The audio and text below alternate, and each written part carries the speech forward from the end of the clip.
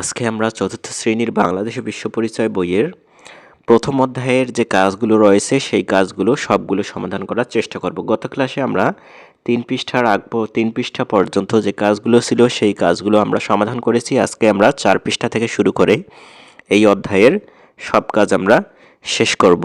তো প্রথমেই আমরা এই ঘ নাম্বার কাজটা দেখব 4 পৃষ্ঠার, কারণ আমরা গত ক্লাসে 3 পৃষ্ঠা পর্যন্ত কাজগুলো করেছি। যারা গত ক্লাসটি করনি তার ডেসক্রিপশন বক্সে লিঙ্ক দেওয়া রয়েছে, সেখান থেকে করে নিবে।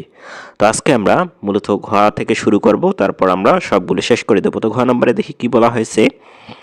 পূর্বের পৃষ্ঠার অনুচ্ছেদটি পরে প্রাকৃতিক পরিবেশ কিভাবে মানুষের কার্যক্রম দ্বারা ক্ষতিগ্রস্ত হয় তা নিচের মাইন্ড ম্যাপে লিখি। তো উপরে কিন্তু প্রাকৃতিক পরিবেশ সম্পর্কে একটা অনুচ্ছেদ দেয়া আছে, সেটা তোমরা অবশ্যই পড়ে নিবে, কারণ সেটা যদি না পড়ো তো এখানে যে মাইন্ড ম্যাপটি রয়েছে সেই মাইন্ড ম্যাপটি তোমরা সম্পূর্ণ করতে পারবে না। তো এখানে আমরা যদি মাইন্ড ম্যাপটি একটি লক্ষ্য করি, আমাদেরকে কিভাবে অ্যান্সার করতে হবে সেটা হচ্ছে, তো এখানে দেখো প্রাকৃতিক পরিবেশের বিভিন্ন উপাদানের নাম দিয়েছে, যেমন এখানে দিয়েছে মাটি, এবং মাটি কিভাবে দূষিত হয় সেটা দুটো কারণ আমাদেরকে এখানে লিখতে হবে। এখানে উদাহরণস্বরূপ একটা দিয়েছে যে কীটনাশক ব্যবহারের মাধ্যমে মাটি দূষিত হয়, আর একটা আমাদেরকে লিখতে হবে। এরপর পানি কেন দূষিত হয় সে তার দুটো কারণ আমাদেরকে এখানে লিখতে হবে। এরপর বায়ু কেন দূষিত হয় সেটার দুটো কারণ আমাদেরকে লিখতে হবে। বন কেন নষ্ট হয় বা বন কেন ক্ষতিগ্রস্ত হয় সেটার দুটো কারণ আমাদেরকে লিখতে হবে। এগুলো কিন্তু সবগুলো প্রাকৃতিক পরিবেশের উপাদান। তো এখন আমরা এই মাইন্ড ম্যাপটি সম্পূর্ণ করার চেষ্টা করব। তো আমরা উত্তরগুলো দেখি। তো এখানে তোমাদের জন্য আমি উত্তরটি তৈরি করে রেখেছি। প্রথমেই আমাদেরকে লিখতে হবে যে মাটি কেন দূষিত হয়। তো মাটি কেন দূষিত হয় তার দুটো কারণ আমাদেরকে লিখতে হবে। কীটনাশক ব্যবহার, পলিথিন ও প্লাস্টিক ফেলা। কীটনাশক ব্যবহার উপরে দেয়াই ছিল বইয়ে, আর তোমরা লিখবে পলিথিন ও প্লাস্টিক ফেলা। প্রত্যেকটা উপাদানের দুটো করে কারণ আমাদেরকে লিখতে হবে। তোমরা জাস্ট ওই মাইন্ড ম্যাপে বসিয়ে দিবে, অথবা আমি এখানে যেভাবে লিখেছি তোমরা সেভাবে লিখতে পারো। বইয়ে তো আর এভাবে লেখা সম্ভব না, তার কারণে আমি আলাদা করে লিখে দিয়েছি। তো পানি কেন দেখো দূষিত হয় সেটা হচ্ছে ময়লা আবর্জনা ফেলা, চিংড়ি চাষের ফলে লবণাক্ততা বৃদ্ধি। এটা হচ্ছে পানি দূষণের দুটো কারণ। এরপর 3 নম্বরে আমরা বায়ু, নগরায়ন ও প্রযুক্তির উন্নয়ন, অতিরিক্ত জনসংখ্যা বৃদ্ধি ও জ্বালানির ব্যবহার। এটা হচ্ছে বায়ু দূষণের দুটি কারণ। 4 নম্বর বন কী কারণে নষ্ট হয় বা বন কী কারণে ক্ষতিগ্রস্ত হয়। একটা হচ্ছে গাছ কাটা, আর একটা হচ্ছে বন ধ্বংস করা। তো এরপর আমরা নদী কেন দূষিত হয় সেটা হচ্ছে নদী দখলের ফলে কি নদী নষ্ট হয়ে যায়, নদী ভরাট হয়ে যায়। আরেকটা হচ্ছে নদীর গতিপথ পরিবর্তন। এরপর আমরা পাহাড় কেন নষ্ট হয়ে যায় বা দূষিত হয় সেটা আমরা দিতে পারি পাহাড় কাটা, আর হচ্ছে ভূমিধস সৃষ্টি। তো তোমাদের বইয়ে এই 6টি প্রাকৃতিক উপাদান ছিল, আমাদেরকে এই দূষণ হওয়ার কারণ দুটি করে লিখতে বলা হয়েছিল। আমরা খুব সুন্দরভাবে অ্যান্সারটি করলাম।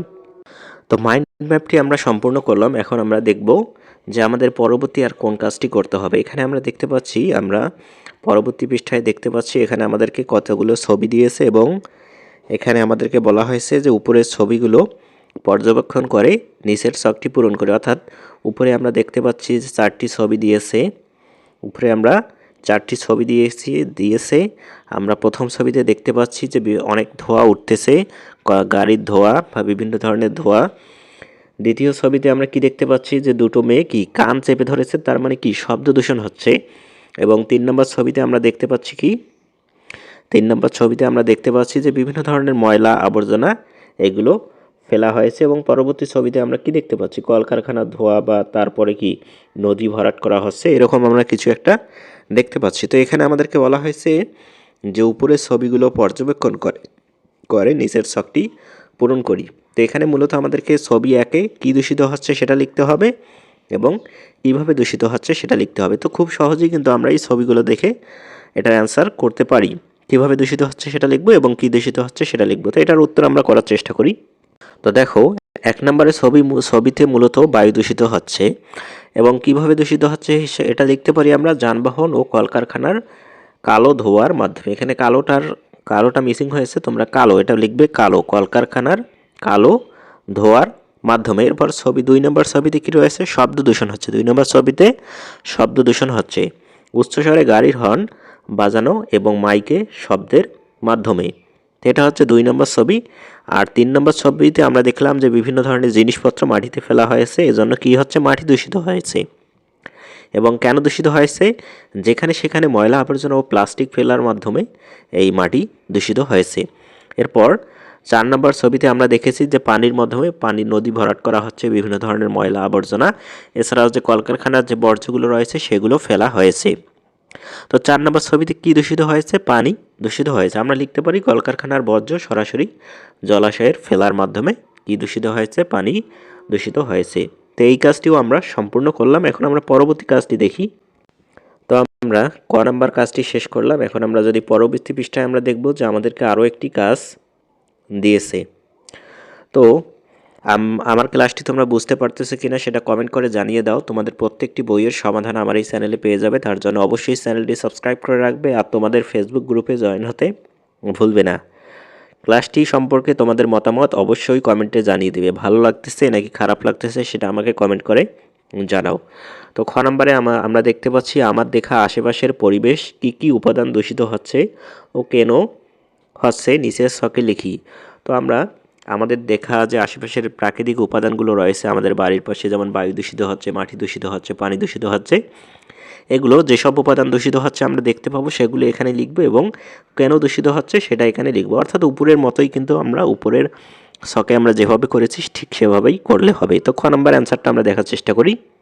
তো দেখো খ নম্বরের উত্তরটা কিভাবে আমরা লিখতে পারি। আমাদের আশেপাশে সাধারণত যেসব উপাদানগুলো দূষিত হয় তার মধ্যে বায়ু হচ্ছে অন্যতম। বায়ু কেন দূষিত হয়? যত্রতত্র আবর্জনা পুড়িয়ে ধোঁয়া তৈরি করা এবং ইটের ভাটা ধোয়ার কারণে বায়ু দূষিত হয়। এছাড়াও কি দূষিত হয়? পানি দূষিত হয়। নর্দমার ময়লা পানি পুকুরে বা নদীতে মেশার কারণে এবং কাপড় ধোয়ার ফলে পানি দূষিত হয়। আর কি দূষিত হয়? মাটি দূষিত হয়। চাষাবাদের অতিরিক্ত রাসায়নিক সার ও কীটনাশক ব্যবহারের ফলে মাটি দূষিত হয় এবং শব্দ দূষিত হয়। বিনা প্রয়োজনে গাড়ির হর্ন ও নির্মাণ কাজের উচ্চ শব্দের কারণে কি হয়? এই শব্দ দূষণ হয়। তো আমরা তোমাদের ছকে যেহেতু 4টি ছক ছিল এজন্য আমি 4টি অ্যান্সার এখানে দিয়েছি। আশা করি তোমরা বুঝতে পেরেছো। শিক্ষার্থীরা, তোমাদের প্রতি আমার একটি অনুরোধ, তোমাদের জন্য একটি স্টাডি গ্রুপ খোলা হয়েছে। এখানে বিভিন্ন স্কুলের শিক্ষার্থীরা থাকবে, তারা তাদের সমস্যার কথা এখানে শেয়ার করতে পারবে। তোমরাও চাইলে এখানে জয়েন হতে পারো। এখানে তোমরা তোমাদের সমস্যা, তোমাদের মতামত বা তোমাদের কোনো যদি প্রবলেম হয় সেটা শেয়ার করতে পারো। সেখানে আমরা সবাই মিলে তোমাকে সাহায্য করতে পারি। গ্রুপটির লিংক এই ভিডিওর ডেসক্রিপশন বক্সে অথবা প্রথম কমেন্টে দেয়া থাকবে। তোমরা চাইলে এই ফেসবুক গ্রুপে জয়েন হয়ে পড়াশোনার ক্ষেত্রে অনেকটা এগিয়ে যেতে পারো। ধন্যবাদ। এখন আমরা পরবর্তী যে কাজটি আমাদেরকে দিয়েছে সেটা আমরা একটু দেখার চেষ্টা করি। সেটা হচ্ছে নিচের ছবিগুলো, এখানে আমাদেরকে গ নাম্বার যে কাজটি সেটাতে বলেছে নিচের ছবিগুলো পর্যবেক্ষণ করে পরিবেশ সংরক্ষণে আমি কি করব তা পাশের খালি জায়গায় লিখি। তো এখানে আমরা দেখতে পাচ্ছি আমাদেরকে কিছু ছবি দিয়েছে, যেমন এখানে পানি দূষণ হচ্ছে, এখানে কি গাছ কাটা হচ্ছে এবং এখানে কি হচ্ছে ময়লা আবর্জনা ফেলা হচ্ছে এবং এখানে পাখি শিকার করা হচ্ছে। এগুলো আমাদেরকে পর্যবেক্ষণ করার পর আমাদেরকে কী করতে হবে? এই পরিবেশ সংরক্ষণে আমরা কি করতে পারি সেটা আমাদেরকে লিখতে হবে। তো এখন আমরা এটা অ্যান্সার দেখার চেষ্টা করি।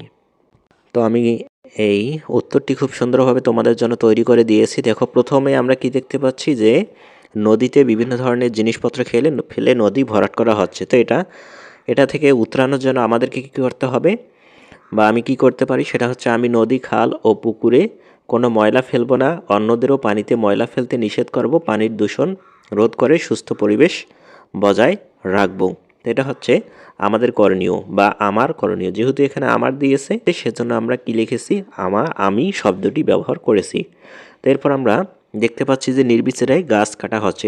এটা রোধে আমরা যেটা করতে পারি, আমি অকারণে গাছ কাটবো না, বেশি বেশি গাছ লাগাবো এবং সবাইকে গাছ রক্ষার গুরুত্ব বোঝাবো। গাছ আমাদের অক্সিজেন দেয়, তাই গাছ সংরক্ষণ করব। এটা হচ্ছে 2 নম্বর ছবির উত্তর। এখন আমরা 3 নম্বর ছবি কি দেখতে পাচ্ছি? বিভিন্ন ধরনের ময়লা আবর্জনা কি মাটিতে বা পার্কে ফেলা হচ্ছে। আমি আশেপাশের পরিবেশ পরিষ্কার রাখবো, নির্দিষ্ট ডাস্টবিনে ময়লা ফেলবো এবং পরিবেশ পরিষ্কার অভিযানে অংশ নেবে, এতে পরিবেশ সুন্দর থাকবে। এটা হচ্ছে 3 নম্বর যে ছবিটি তার উত্তর। এখন আমরা দেখব যে 4 নম্বর যে ছবিটি রয়েছে সেটা, আমি পাখি ও অন্যান্য বন্যপ্রাণী শিকার করব না, তাদের নিরাপদে বাঁচতে দেব এবং প্রাণী সংরক্ষণে সবাইকে সচেতন করব।